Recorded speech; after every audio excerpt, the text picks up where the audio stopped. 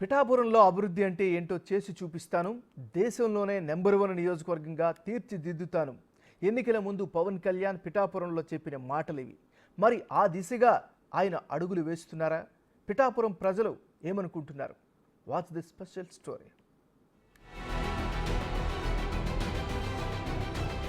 గత ప్రభుత్వం పిఠాపురంలో చేసిన అభివృద్ధి శూన్యమని ఎన్నికల ప్రచారంలో పవన్ కళ్యాణ్ విమర్శలు గుప్పించారు. పిఠాపురంలో ఎమ్మెల్యేగా గెలిచిన అనంతరం అభివృద్ధి చేస్తానని ప్రజలకు హామీ ఇచ్చారు. అందులో భాగంగానే పిఠాపురం ప్రభుత్వ ఆసుపత్రిని పవన్ కళ్యాణ్ ఆదేశాల మేరకు ప్రస్తుత ఇన్ఛార్జ్ మర్రిరెడ్డి శ్రీనివాస్ తనిఖీ చేశారు. ప్రభుత్వాసుపత్రికి కావలసిన మౌలిక సదుపాయాలపై నివేదిక తయారు చేశారు. రోగులకు ఎలాంటి ఇబ్బందులు తలెత్తకుండా అన్ని రకాల మౌలిక వసతులు కల్పిస్తామని పవన్ కళ్యాణ్ హామీ ఇచ్చారు.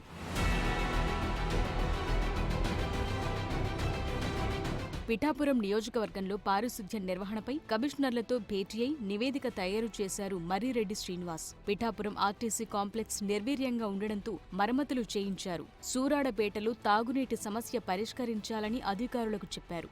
ఉప్పాడ తీర ప్రాంతంలో మత్స్యకారులు పడుతున్న ఇబ్బందులపై చర్యలు తీసుకోవాలన్నారు. పంట కాలువలో ఉన్న గుర్రపు డెక్కను తొలగించేందుకు 20 లక్షల నిధులను మంజూరు చేశారు. సుద్దగడ్డ ఏలూరు ముంపునకు గురవుతోందని రైతులు ఆవేదన వ్యక్తం చేయడంతో ఆ ప్రాంతంలో పవన్ కళ్యాణ్ భూమిని కొనుగోలు చేసి ఇల్లు నిర్మించుకుంటున్నారు. ముంపు ప్రాంతంలో తక్షణమే అధికారులు చర్యలు తీసుకోవాలని ఆదేశించారు.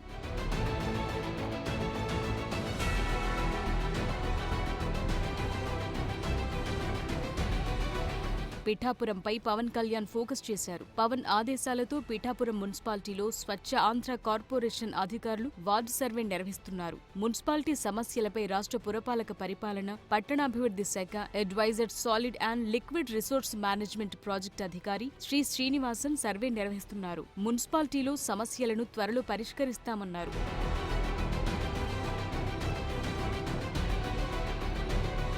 పిఠాపురాన్ని అభివృద్ధి చేయటానికి ఇచ్చిన హామీలను అమలు చేయటానికి పవన్ కళ్యాణ్ చిత్తశుద్ధితో పనిచేస్తున్నారు. చిత్తశుద్ధి ఉన్న నాయకుడు ఎక్కడున్నా ఆ ప్రాంతం ఖచ్చితంగా అభివృద్ధి చెందుతుంది. పని చేయాలన్న తపన ఉంటే పరిష్కారం కానిదేదీ ఉండదని నిరూపిస్తున్నారు పవన్ కళ్యాణ్. దీంతో పిఠాపురం ప్రజలు హర్షం వ్యక్తం చేస్తున్నారు.